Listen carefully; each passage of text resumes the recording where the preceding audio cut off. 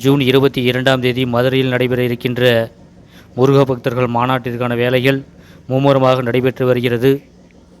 முருக பக்தர்கள் மாநாட்டு திடலிலேயே அறுபடை வீடுகளும் ஒரே இடத்தில் மக்கள் கண்டுகளிக்கும் வண்ணம், சாமி தரிசனம் செய்யும் வண்ணம் அங்கு அரங்குகள் அமைக்கப்பட்டு, அறுபடை வீடுகளின் முருகன் சிலைகளும் அங்கு பிரதிஷ்டை செய்யப்பட்டு மக்கள் வழிபட்டு வருகிறார்கள்.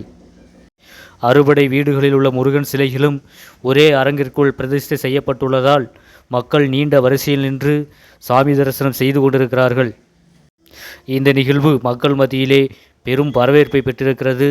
இன்னும் ஒரு வார காலம் இருக்கக்கூடிய சூழ்நிலையில் தினந்தோறும் ஆயிரக்கணக்கான பக்தர்கள் சுவாமி தரிசனம் செய்து கொண்டிருக்கிறார்கள்.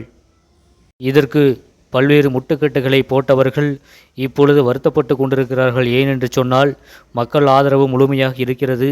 இதற்கு நாம் தடை விதித்து விட்டோம், இதனால் மக்கள் நம் மீது கோபம் கொள்வார்கள் என்று அவர்கள் இப்பொழுது வருத்தப்பட்டு கொண்டிருக்கிறார்கள். இந்த மாநாட்டு திடலை காண்பதற்காக மக்கள் தினந்தோறும் ஆயிரக்கணக்கான மக்கள் வந்து சென்று கொண்டிருக்கிறார்கள்.